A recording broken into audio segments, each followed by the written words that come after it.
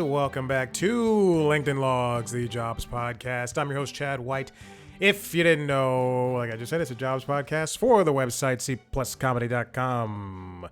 Like I just said, it's a website. Go there. And before, for months, I couldn't afford to pay the Squarespace. I have other podcasts where I can talk about this. I'll talk about this on Constitutionals on Friday. But the short of it is, I couldn't afford Squarespace anymore. My personal website, chadcwhite.com, which I point to you. Please go to it. That's where everything I've ever done lives. Oh, good Lord. And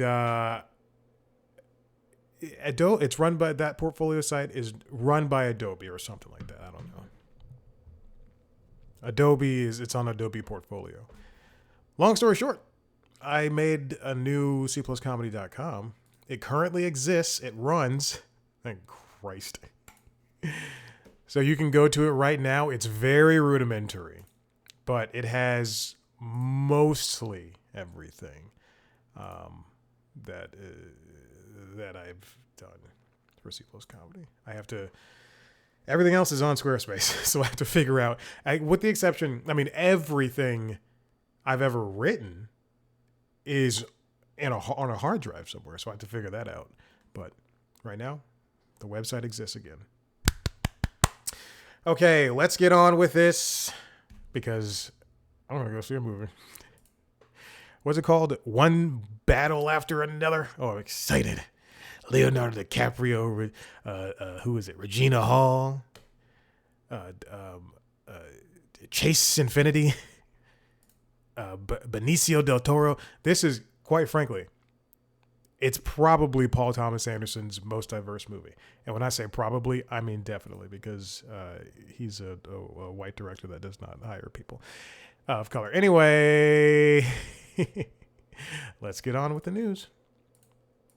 This comes from Axios. It's written by Jim Vandehei. I'm going to pop open the window right now. I just realized that this is the show that I do that with. Here we go. Job crisis in plain sight. All right. Over there at Axios, you can come check it out. It's an interesting piece concerning the owners of Amodi, I guess, as they build AI technology, and how CEOs are on a freeze right now with hiring for their companies, because of AI. Amodi, in 2 interviews with Jim, told them that AI could wipe out half of the U.S. entry-level white-collar jobs and send unemployment soaring. And then they even quote Ford CEO Jim Farley, who said something recently this summer that is very impactful. Artificial intelligence is going to replace literally half of all white-collar workers in the U.S., Farley told author Walter Isaacson at the Aspen Ideas Festival. AI will leave a lot of white-collar people behind. This gets into what I think I've mentioned this last week or the week before, but the college degree is no longer what it used to be. It's no longer that key to get people the jobs that they want. Usually, like, you could 60s, 70s, 80s, even the 90s. You go to college, you get the job right out of college, and then you live in that job for the rest of your life. But that's no longer the case, especially as technology grows and people want to expand their horizons. We always hear that people in my generation X. Yes. People in Generation X are always hopping from job to job. Well, that's not a possibility anymore. So it's fascinating to see how now we're kind of reverting back to the 60s, 70s, 80s, 90s idea of you have to stay in one job because there's not, and it's not because that job is good. It's because there's nothing else for you. So what happens when that key that was supposed to be the original bachelor's degree. That bachelor's degree, that key that was supposed to open up the door for jobs everywhere, at least even entry-level jobs. You see me just scratch my cheeks. I just hate that little boy. So what happens when that key can no longer open that door? Amazon CEO Andy Jassy said in June that Amazon will reduce headcount, quote, as we get efficiency gains from using AI. And then the Wall Street Journal reported that Walmart execs said they too expect to freeze hiring and change how every single job is done. CEO Doug McMillon of Walmart said, it's very clear that AI is going to be change literally every job. Maybe there's a job in the world AI won't change, but I haven't thought of it.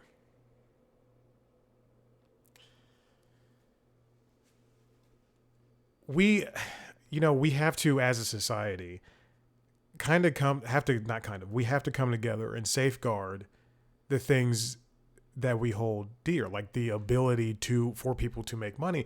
And I feel like, and not to make this political, but I feel like there are people who voted for somebody who does not have their best interests in mind. In fact, he doesn't have any poor person's best interest in mind. It's all rich people, and rich people who want to get on their knees and prop open their mouths. Now, there have to be some sort of safeguards in order for this. In the same way that it feels like, and this is an analogy I just thought of, so please give me some grace. It feels like, the bachelor degree was the key to open the door. But AI and these companies making AI and these companies accepting AI models as for jobs is the doorstop, keeping that door closed. And we can say, the AI, artificial intelligence technology has been around for a long time, not increasingly long, but it's been around for a very long time. However, and in various incarnations. However, at this point, it's advancing in such a way that it will become a detriment to people like me, to people who are in worse scenarios than I am, and better scenarios than I am. People like you. And now, speaking of that, this comes from Variety, written by Leo Barraclaw. This has been a big story for the past couple of days. And it is very easy for people who aren't in the entertainment industry to pass this off as media jargon, PR speak, blah, blah, blah. It is very easy for someone to say, this does not concern me. I work in a different sector. I work in a different industry, and it doesn't matter. But this is very important for everybody. AI actress Tilly Norwood debuts at Zurich Summit as industry grapples with emerging tech. The company that made her wants her to be the next Scarlett Johansson. There's a problem with that. Mostly because Scarlett Johansson, I may not like her as a person. I may not like her as an actress. But by God, I was thinking about this on the bike. You better believe that I will support her. I will support Chris Evans. I will support anybody that I do not like who has earned their money and deserved their money, because it is so important that these people, that you are not overtaken by, your job is not overtaken by an AI tool. Now, this company later on, which I'll reference, will say, hey, we're not looking to overtake everybody's jobs. But that's where this is pointing. AI actress Tilly Norwood has attracted the attention of multiple talent agents, actor, comedian, and producer Eileen van der Velden told a panel at the Zurich Summit, the industry strand of the Zurich Film Festival.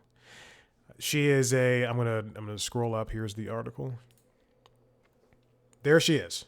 That's Tilly. Great. Okay.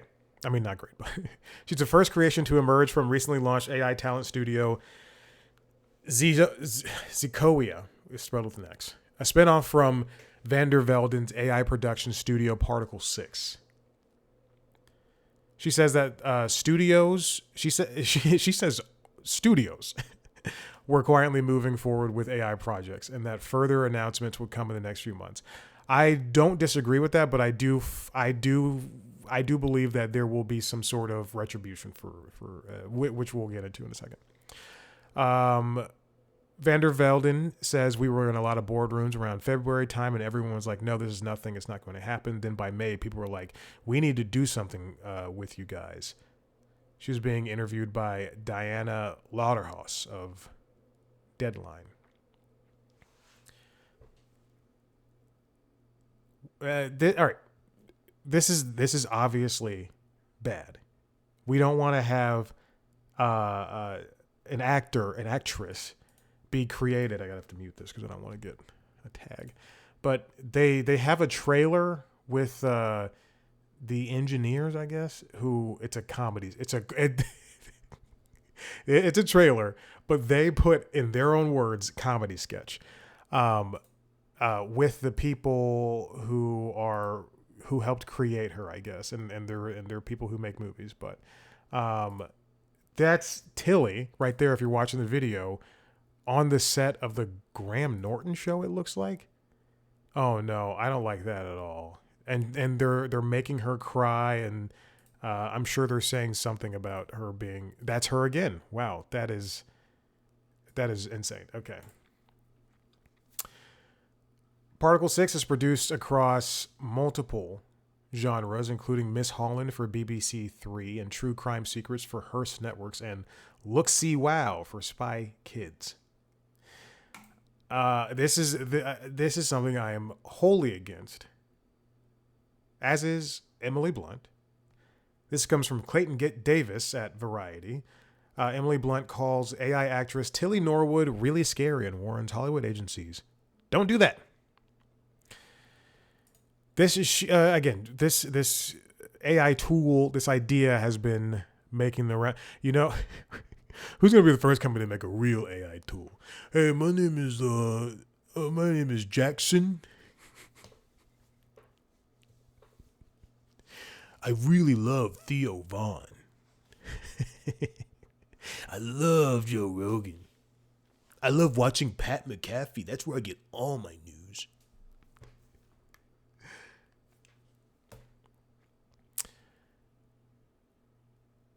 Emily Blunt says, does it disappoint me? I don't know how to quite answer it, other than it to say how terrifying this is. When shown an image of Norwood, she exclaimed, "No, are you serious? That's an AI. Good Lord, we're screwed. This is really, really scary. Come on, agencies, don't do that. Please stop. Please stop taking away our human connection." Now, it's interesting. Later on here, this comes from The Hollywood Reporter. Creator of AI actress Tilly Norwood responds to backlash. She is not a replacement for a human being. But as we can clearly see, this young woman that they've made, that they've put into these dramatic scenes, yes, she looks intensely real, but there's no way, there's just no life behind those eyes. There's no way that this quote unquote actress is going to portray the same type of emotions that an Emily Blunt can do, a Scarlett Johansson can do, Emma Stone can do. I just watched Kinds of Kindness last night because it was leaving Hulu, and on October 1st. So I said, why not watch it? 2.5 hours, 2 hours, 44 minutes. And there's like 5 minutes of credits. But I enjoyed it. I enjoyed it. I never want to see it again. I enjoyed it. I never want to see it again. So this is the Zekoia is the world's first artificial intelligence studio, as deemed by Vander Velden, Eline Vander Velden. And she tries to reiterate that Tilly is a piece of art. She cannot be a replacement for a human being, but a creative work, a piece of art. Jesus. She does refer to Tilly as an AI character. She continues, like many forms of art before her, she sparks conversation, and that in itself shows the power of creativity. I don't know. I don't think that is true. When you think of a piece of art, they're right behind me. This tiger that I found at a antique store. That's art. The game Gears of War Reloaded, that is art. The movie Kinds of Kindness, that is art. Anything by Taylor Swift or Bad Bunny, that's art. Creating a piece of life, not even life, creating a thing, saying that it's going to work in concert with the things that it is ultimately trying to replace, that's not art. That is not art in any sense of the conversation. She continues, I see AI not as a replacement for people, but as a new tool, a new paintbrush. Just animation, puppetry, or CGI opened fresh just as animation, puppetry, or CGI opened fresh possibilities without taking away from live acting. AI offers another way to imagine and build stories. Again, animation is not being used in place of live action. Yes, there are many instances where I can think back over the course of the pandemic when I believe Blackish and One Day at a Time both had animated episodes because we were in the middle of a pandemic. At the same time, there's Lord of the Rings War for Rorium. That was an animated take on a war that happened pre The Hobbit, I think. I don't know. I just read those books this year, and and the information is in there. I just can't find it. But that is an anime, and it's still set in that same world as Peter Jackson's Lord of the Rings. Speaking of Lord of the Rings, there's a couple of Lord of the Rings games. There's the Hogwarts Wizard. What is that called? The one Hogwarts School.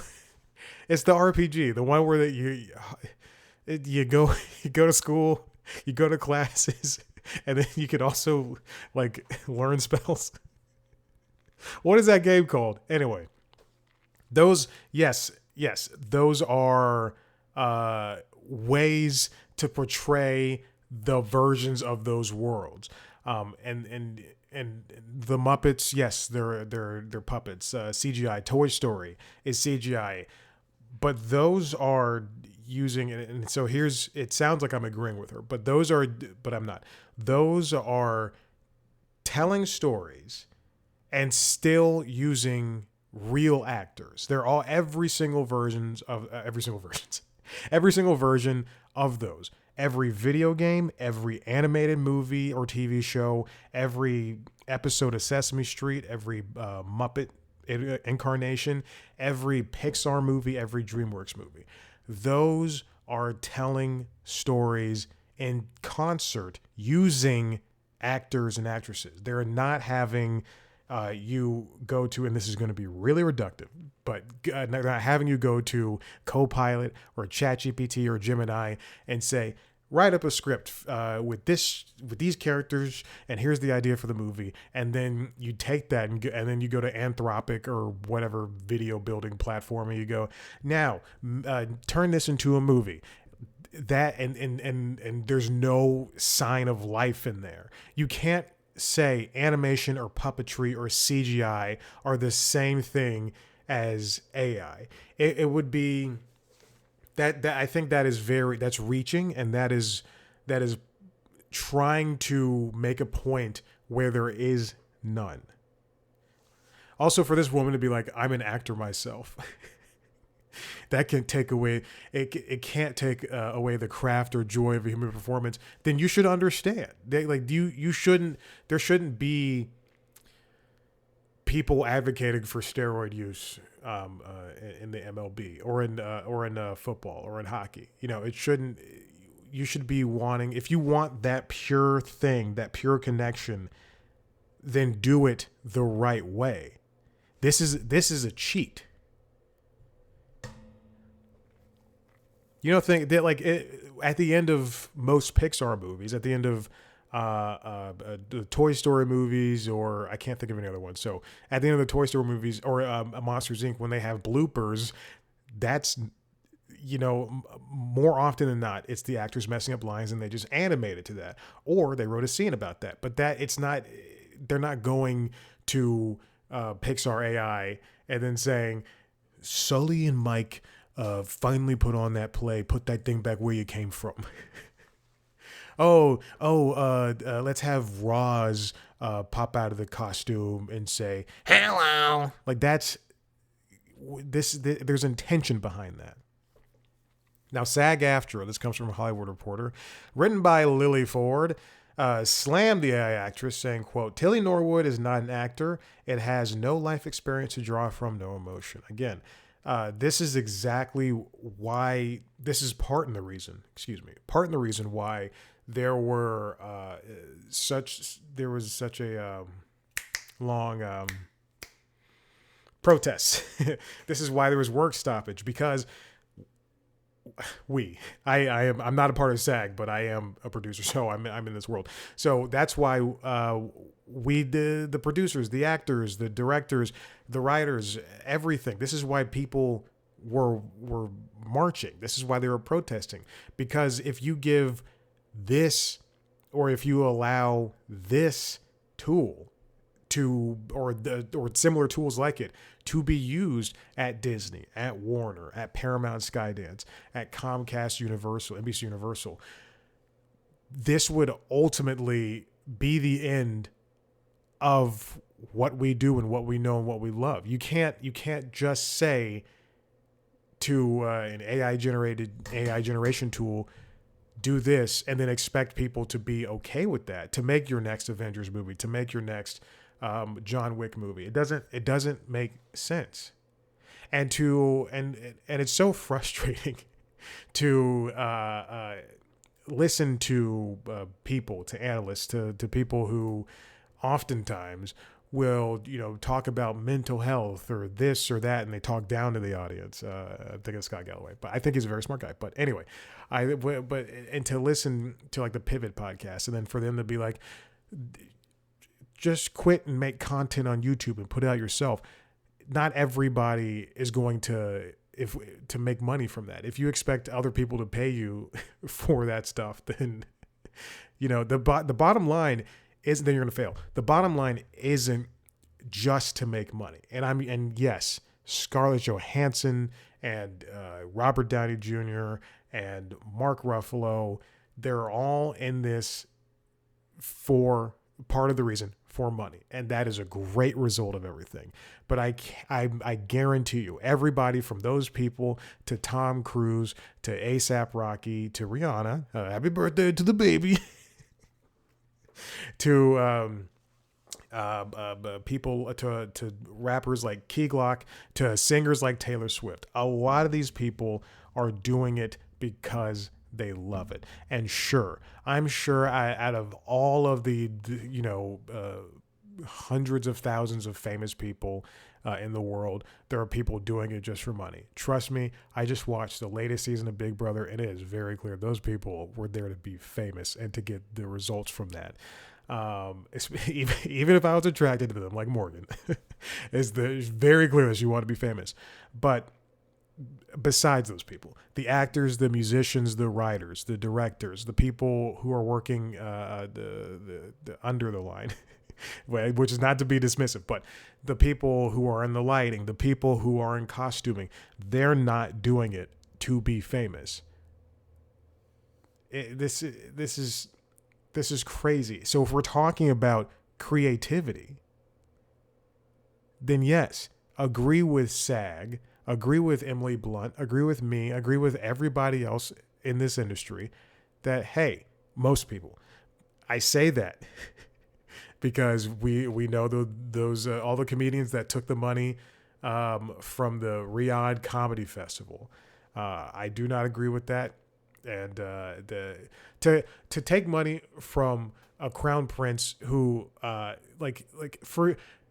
yes, he ordered the kill on Jamal Khashoggi. They also, the way they treat women, the way they had the public punishments, including a crucifixion as recent as like 2019.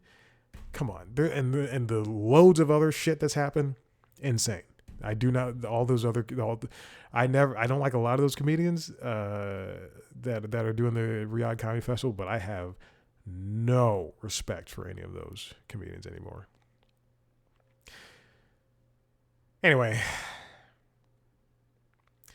SAG-AFTRA said in a statement, the union is opposed to the replacement of human performers by synthetics. To be clear, Tilly Norwood, in quotes, is not an actor. It's a character generated by a computer program that was trained on the work of countless professional performers without permission or compensation. It has no life experience to draw from, no emotion, and from what we've seen, audiences aren't interested in watching computer-generated content untethered from the human experience. It doesn't solve any problem. It creates the problem of using stolen performances to put actors out of work, jeopardizing performer livelihoods, and devaluing human artistry. I like that last part, devaluing human artistry, because that's ultimately what you're doing when you use an AI tool to replace workers at Duolingo and say, well, I mean, these are entry-level jobs. Nobody was going to do this anyway. There are so many people who would take those jobs, even if they're contracts, because they need a way to live. Additionally, the statement continued, signatory producers should be aware that they may not use synthetic performers without complying with our contractual obligations, which require notice and bargaining whenever a synthetic performer is going to be used.